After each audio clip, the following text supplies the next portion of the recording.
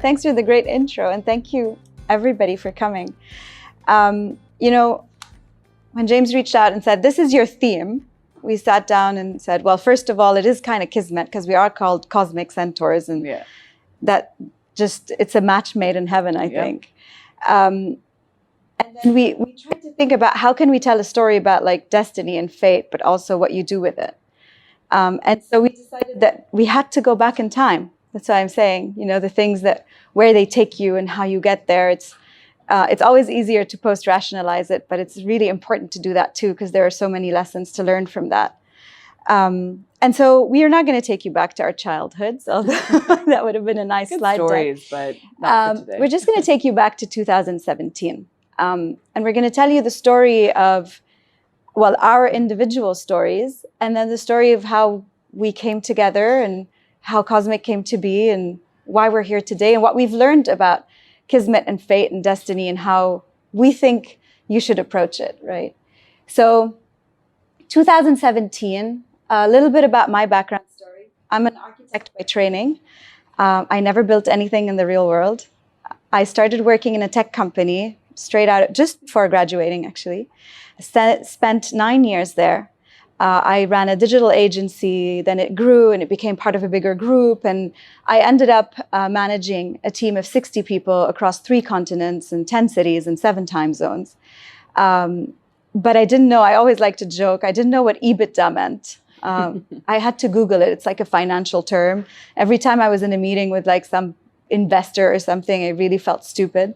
So I thought maybe it's a good thing to like get some education going. And so I was encouraged by my employer at the time to go and attend an amazing school in France where I was living, which is called INSEAD. I was one of the few people there that came from the tech space. Everybody else came from like large corporations, oil and gas, pharma, things like that. And they were actually quite miserable, I observed. In fact, by the end of our year program, about 50% of them had quit their jobs. And I was very curious about that because kind of spending the first 10 years of my career in the tech world, it comes with a lot of like energy and motivation and passion, and people feel a sense of purpose, like they're building something important. I'd never experienced misery at work. It was new to me. And so I thought that I wanted to understand what happens when we grow these organizations and something breaks. Or it doesn't. Some things work really well, otherwise they wouldn't scale. But I was very curious about it. And I think curiosity is the first lesson for me in Kismet. It led me to my next place, and we'll talk about it in a minute. But let's see what Talo's doing at the time. Yeah, so while Marilyn was at INSEAD, I was actually also pursuing my postgraduate studies. I was at Columbia in New York, and it was a dream of mine. I always wanted to live in New York, and I didn't get into NYU the first time, and I was crushed. And then ultimately, I found a great program, and I was working in PR at the time, which is what James was telling you, and getting up early before work, studying for the GRE, getting what I needed for my applications, and really doing everything I could to make this dream of mine a reality. And so, what ended up coming true was that, of course, like I was really grateful I got in, and I felt like, wow, the stars aligned and I finally got what I wished for. But actually, when I think about it in hindsight, it was a lot of hard work, and it wasn't just I wished for something and it came true like a birthday wish, put in the hours, and it was difficult. But that's the thing with Kismet, right? It's like also you put things in motion to make them happen, and that was a really big thing for me, is that Kismet's it's part of it, but it's also a lot of the hard work that goes on behind the scenes to really make it happen. So I was at that time in New York, and Marilyn was in not. France. We both were not here. I was in France, and then 2018 was a year of transformation for me, and a lot of things happened. I left the company where I was really happy. My husband, who's here, we got married that summer, and then he got a job in Dubai, and I was like, okay, you know what? I'm Lebanese, I speak Arabic, I come from tech. How hard can it be to get a job in Dubai, right? I must be able to figure it out. And here's what happened. So I start looking for a job. I'm still in Paris at the time. And then out of nowhere, I get this text. So we've removed people's names, but you can still see what it says. Essentially, somebody I don't know texts me and says, this person recommended you for a job. What's the job? Oh, working with the chairman of EMAR. Oh, just that. Okay. What happened? Like, who recommended me? What's the story?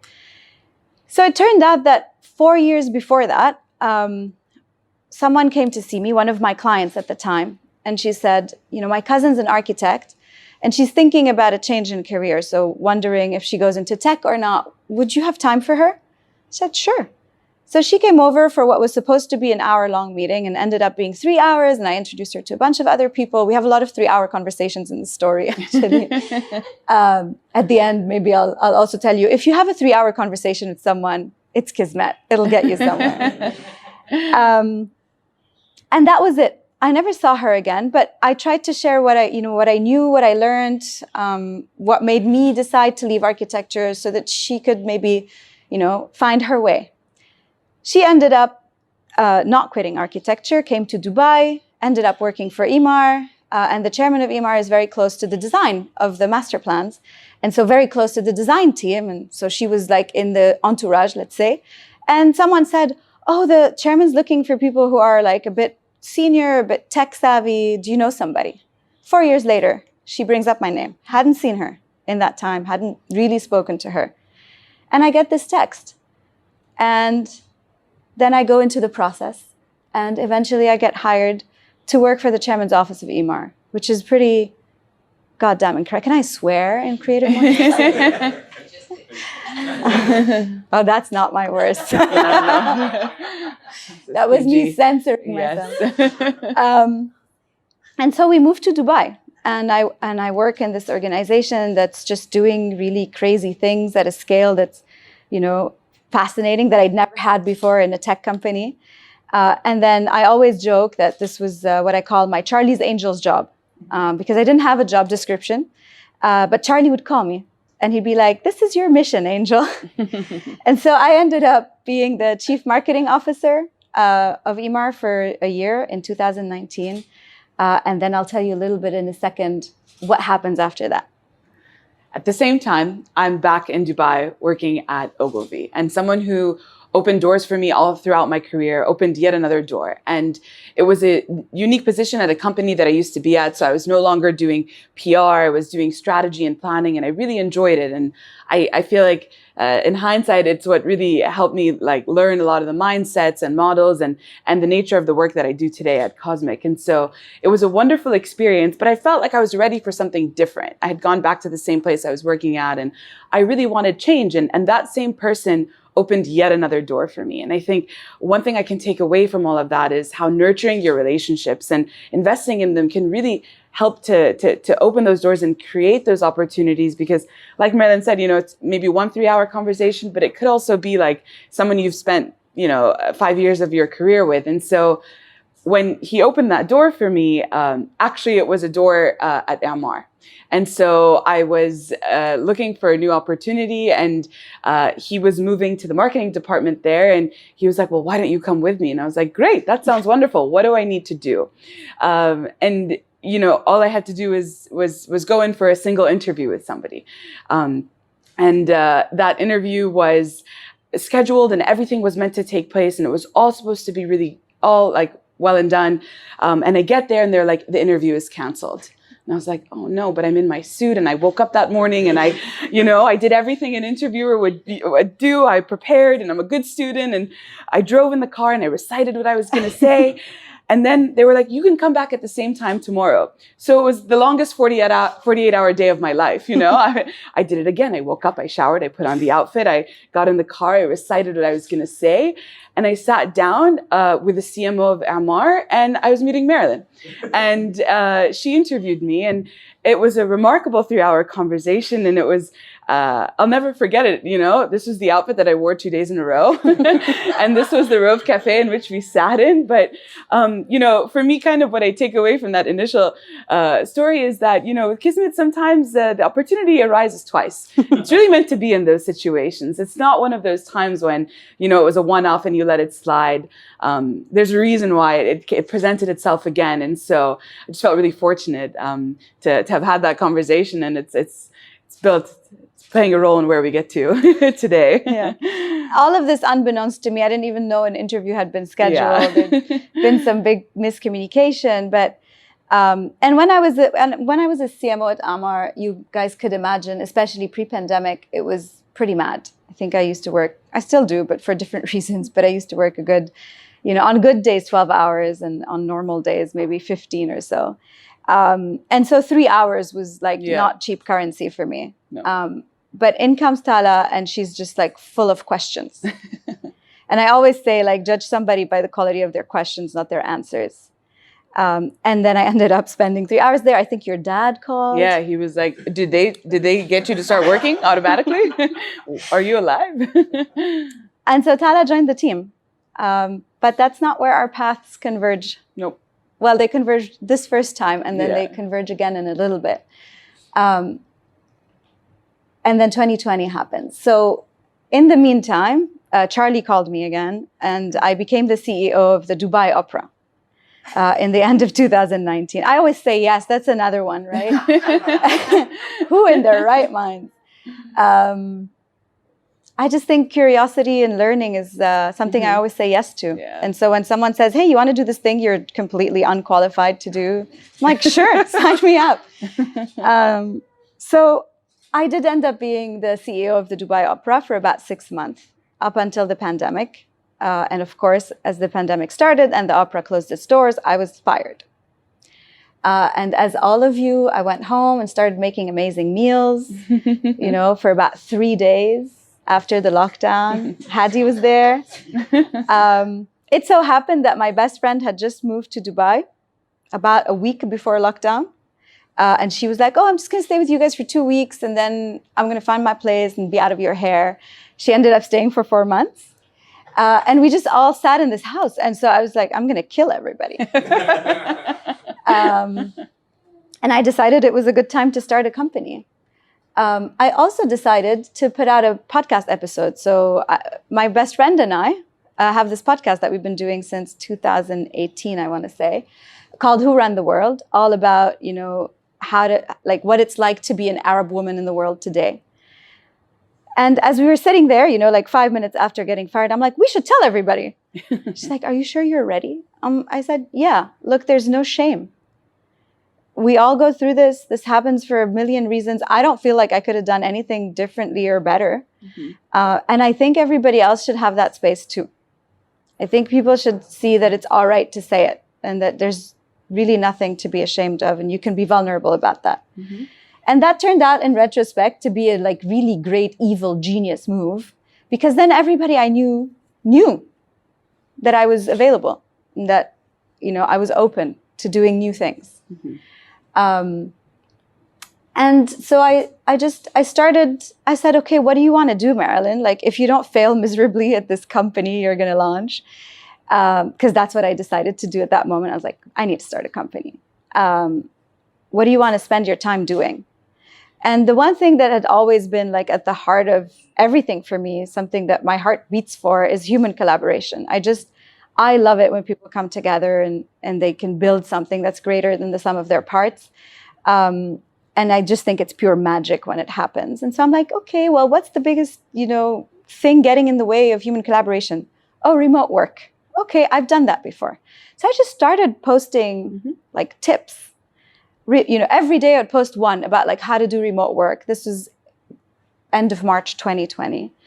And then people just started messaging me and saying oh, you know all this stuff, you should start a company. I was like, funny, you should say that. And that gave me it was a perfect storm. I wasn't going to look for another job, right? I was lucky that I had been able to save up a bit of money, so I wasn't too worried about having to put food on the table, and I had great support. And I'd always had it in the back of my mind that I would do this. And so when I tell this story and people are like, oh my God, it's so amazing how you started a company in the pandemic, I'm like, really, I deserve no credit for that. It was the perfect storm. There was no better thing to do. I do deserve credit, and I think the whole team deserves credit for building the company up from there. But starting it, I got really lucky, because if I'd been in my golden cage, getting paid really well, okay, sure, the job was tough, but whatever, I was saving up or whatever it was, a million other circumstances. If someone had called me and said, hey, you're interested in this other job, might have taken it. So I got really lucky in that sense, to just be in the middle of a perfect storm. At the same time, a storm was brewing at Amar, and that's where I was working at the time. It was the height of the pandemic. This photo I took on my last day in the office before the world went into lockdowns. And at the time, I was working on crisis communications for the group, which was so intense. And it was a lot to manage across the different entities. And there was a lot of ambiguity. I was on a freelance contract. I realized I was going home. And for me, the office was the place of work. I hadn't worked elsewhere. I didn't know how to translate that. And so, I moved my office setup back home and was working until at some point I kind of felt like this is really not going to last. I mean, I'm on a freelance contract, like nothing's going to materialize out of this. And so I did what everybody else did. Like Marilyn said, I baked banana bread and I watched Tiger King, and we adopted cats. We did the whole pandemic experience. And then I got a call. And I got a call from Marilyn who, she was telling me a little bit about what she was doing. But maybe you want to tell a little bit about how you got to me. Yeah. So same guy who introduced me to Tala, Sami. We love him. One day called me out of concern because he'd seen, my podcast out and he just wanted to check in. We used to work together. He's like, how are you doing? What are you up to? And by then I got really lucky, right? So again, that power of that network. So I launched the company in April of 2020. And because I was so public, and again, genius move, but I didn't know, because I was so public about that journey, all of my friends knew I was available to do things, right? And so I got my first gig in May, which is really incredible. And I'm like, I'm going to need someone to join the team. And it just so happened that Sami called me that day. And he's like, how are you doing? What's going on? He was checking in on me. And I said, yeah, this happened. And I have my first client, but I think I need to hire someone. And so he says, why not Tala? And so I called Tala. Yeah. And I got that call and it was exciting. And I was like, sure, let's do it. She just wanted, somebody to kind of help with some content and marketing. And I was like, I got this, let's dive in. But little did I know it would be the foundations of what is the most remarkable part of my career so far. And so what ended up happening was I joined, and after 2 weeks, it was more than just a freelance gig. It became a full-time offer. And it was really amazing because I remember my husband's also here. We went for a walk. And when Marilyn said, do you want to come full-time? And, we can build this together.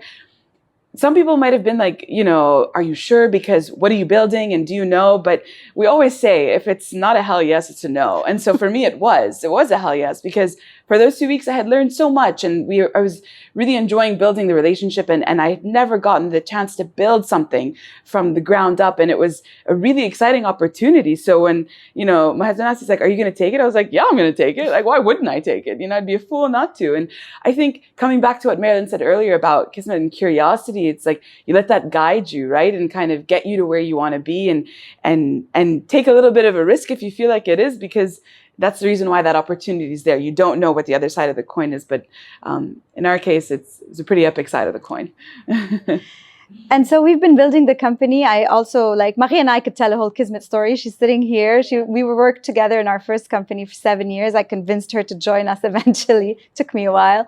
And we've built this company over the last 2 years. And honestly, we could give you 30 examples of these moments. They just happen and you're like, somehow they materialize into something magical, but we just picked 2 of them. And the first one is, again, a follow on from that podcast episode. So my friend Francis from INSEAD saw that I had started a company. The other genius move was hiring a marketeer as my first kind of team member, because I was like, okay, I don't know what we sell, but we got to make everybody believe that we're really good at this. We don't have a product, but we do know what themes we want to cover. So make content. That was the pitch. And so that's another one that has stayed with us as a company, which is, I always say, if people aren't sick and tired of seeing us in their feed, we haven't done enough. And Francis, my friend from INSEAD, saw me in his feed, messaged me, and was like, listen, I've been listening to your podcast and seeing your content and whatever. And is there anything I can do to help? And I'm Lebanese. you don't ask for help in my culture. I don't know if any of yours are similar. Like, never. Like, oh my God, that I told everybody I had been fired, right? And so you don't say like, yes, actually, I would really love some help. Usually it's like a culture of like self-sacrifice. And so thanks to many years of learning to come out of that process, I'm like, actually, yes. I have just been thinking this week that I need a pro bono client to test out my methodology on. Do you know somebody? I thought he might introduce me to like 5 people. I'd have some chats. It would take, I thought there would be a process. And he's like, what about my company? It's like, yeah. And so a thing that I learned also about, I've had the experience of the universe being a very abundant place. Yeah. My whole life, and these 2 years particularly. But I think it's not abundant if you don't ask for things. And when you receive them, if you don't know how to accept them. It's always a process to learn to accept that help. Like, I could have been like, oh my God, no, it's your company. Maybe something smaller, maybe someone I don't know, so that at least if I mess it up, I don't have to live with this for the rest of my life. But that reaction of saying, I will accept what you're giving me, I think is something that took me a really long time to learn, but it's such a huge part of like how Kismet works for you. Because if you don't accept it, then it just keeps going, right? And then I think the second part is like, we worked our ass off for that project. Yeah. It wasn't pro bono work. No. We treated it like it was gold, and it was. And it allowed us to develop our methodology and to have our first client and to get many more after that. But it started with asking and accepting. And our second example. Yeah, on the note of accepting, we had an intern that joined us, and she wasn't quite what we thought Centaurs would be like, where Centaurs we're very spirited, we're very strong, we work really hard, and, there's a few things of what it takes to be a cosmic Centaur, and she didn't have all of those qualities, but she did have one good idea. And when we were talking about, webinars and marketing, because, the brief was clear, put our name out there and we'll figure it out as we go. We were saying, we should do webinars. Everybody was having, these conversations on Zoom. She's like, what about a conference? Like, you know what, we'll take you up on that idea. And so that laid the foundations for what became the series of cosmic conferences. And our first one was around the future of work. This is in July. I mean, Marilyn started the company in April. So we really pulled it all together, and we had, I think, over 15 speakers. We had 1,000 attendees, and it was really crazy because we were still trying to figure out what it was that we were kind of offering to everybody beyond these insights and the knowledge. But that in itself was really great because we were able to, put our name out there and build our networks. And like Marilyn said, it was a lot of hard work. I mean, I'd never hosted a virtual conference before in that way, but it ended up being a great success. And I think, we always credit that intern for this idea. We never take it on our own. But the lesson that kind of is behind that is, not just about listening actively, but it's also really just about kind of accepting okay, this is what we'll take from you, and that'll be the value you add. And everybody along the way has been able to contribute to the story in some way. And it's been really great to see. We've had Centaurs come and Centaurs go, and everybody has helped to shape it and build it. And when you see how it all comes together into what it is today, it's something we're really, really proud of. Yeah. It's the messenger sometimes is just not who you expect. We could have dismissed it because on everything else, this person just wasn't performing. And so you could have been like, yeah, sure, whatever. But instead, actually, we're like, yeah, brilliant. We did it in 8 days. You forgot to mention that. Yeah, 8 days. We're like, okay, so Eid is coming up. Yeah. We have to do it before then because then everybody else is going to be on summer vacation after that. Yeah. We have never done a conference in our life. We're like, what's the worst that can happen? Nobody shows up. And we have a really nice chat with our buddies. Yeah. All right, let's go. And so in 8 days, and again, it's kind of that jumping on it. And, especially for 2 people who come from marketing, there's this sense of this has to be perfect. 8 days. Are you crazy? Nobody's going to come. What kind of speakers are going to say yes on this kind of notice? And we're like, we're just going to try. Yeah. And I think that spirit has also stayed with us. Yes. Actually, one of our principles is no one cares that you exist. Because, you guys, maybe some of you come from these creative industries, and I know there's always this moment of it's not ready. And the it's not ready can take a year or 3 or 5. How many of you have projects? I know I do, others, just not cosmic, but projects that I sat on forever. Yeah. And I think that leap of just putting it out there and seeing what happens has been like a really beautiful lesson for us. And so in the process, we've built a great company. We have amazing Centaurs who have joined us. You know, we're now a team of 6 with a couple of developers in Bosnia. This is all of us. I mean, when I started the company, if you told me that, you know, all of these people would have faith and trust us and join and spend their time building this thing up, I wouldn't have believed it. And then Kismet sometimes works in other interesting ways. We both got pregnant at the same time. Could not have planned that one. And that's hard. Yeah. You know, like for a business of, you know, less than 10 people, to have 2 of its senior members have to be away from the business. Like Tala, we're not sure. Maybe it'll happen today. Could be now, guys. Any minute. I'm following soon in June.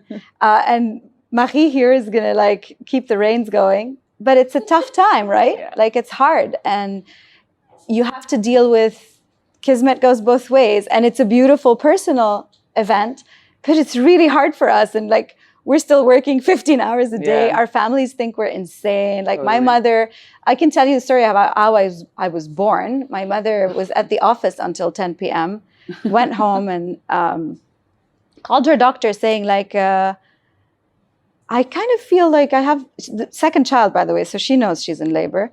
Doctor says, meet me in the hospital. I was born by midnight. I don't know if any of you know anything about labor, but it's not a 2-hour process. And so I asked her about this recently, and I'm like, this explains my whole life. Because my mother was in labor while she was working until 10 p.m., right? So, Kismet. But we take it, you know, and I think it's also something that I love about our team and the spirit that we've been able to build is just, we believe in that abundance. We are joyful. Even when really shitty things happen, we stay like committed and positive and aligned, and we express solidarity and compassion, and it gets us through it, I think. And so we're really super grateful to have gotten as far as we've gotten. And as we were thinking about this, actually rereading the description of Kismet on the Creative Mornings website this morning, I was like, oh yeah, like same conclusion, right? Fortune happens, like things happen. But we've shared a few lessons, right? About being curious, about nurturing your relationships and caring for them, making time for others, giving before you take, working your butt off when it comes in, accepting help when it's offered and asking for it. And then dealing with the other side of the coin with hopefully grace when you can. And that's how you become prepared. And so publish that thing you've been sitting on forever, take that opportunity, ask for help, accept it, put things out there, and somehow they will come back. And we hope that that's the lesson that our story has shared. And thank you so much for coming this morning. And waking up early. We hope that, you're able to take something away from this, and we're really grateful. Thank you. Thank you. Any tips on the flip side of the coin, handling situations with grace? Yes. I'll give you my mantra in life. I always say, if there's no solution, there's no problem. That's mine. I don't know if you have a different one. There's no solution, no problem. Essentially, it's like, if something happens and reasonably there's nothing you can do about it, even if it's terrible, then you shouldn't deal with it as a problem, in the sense that you shouldn't try to keep solving it. Because sometimes, like, how many times you have a conversation with someone, it didn't go as you planned, and you spent 3 weeks rethinking it in your head. And how much processing time did you waste on that, right? And obviously it's not easy, but I think what I've built as a mechanism for that moment is just, it's okay to like feel how you're feeling and acknowledge it, and then say, okay, but this is where the line ends, and I have to keep moving, because you can't fix it. The only thing you can fix is what you do from here. And so being deliberate, I think, and intentional about how you deal with that flip side, even just for your own health, right? Like you can get yourself sick worrying about something you can't change. And I think it's better to spend that energy on something else. And I think it's just a habit that, like you build that trigger defense. The second that happens, you're like, okay, I'm feeling anxious, overwhelmed, I'm feeling a sense of loss, like whatever it is, right? I acknowledge it. But here's what I'm going to do with my time instead. That's my trick. Yeah. I think something I keep in mind is like, just in the same way that like great things happen when the stars align and, you know, destiny gives you something really positive, the negatives or the challenges are there for that same reason, to teach you just as much. And so for me, it's like acknowledging like, what is this here to teach me and what are we here to learn from it? And we couldn't have predicted this, and it's a challenge for the company, and we're getting through it because we're deliberate and having open conversations about how we feel about it and how the team feels about it and how we're going to support them. But that grace, it really just comes with kind of understanding that like these challenges are also there because they're part of that journey. And then even better things might come later, and it might get hard, but calling what you said, I mean, we used to say at Ogilvy, like, never a problem, always a challenge. So like just changing your mindset and saying it's a challenge and it has a solution. And it's not a problem that we can't solve. There's always a way around it. So yeah. And I think gratitude really works too. Yeah. Like, we've been really lucky, honestly. Yeah. Like, I've had a blessed life. I mean, I could tell you the other story, right? Like, we could spend some time together and I can tell you the tragic version of my life. But also look at all these wonderful things that I have and all these wonderful people who are part of it.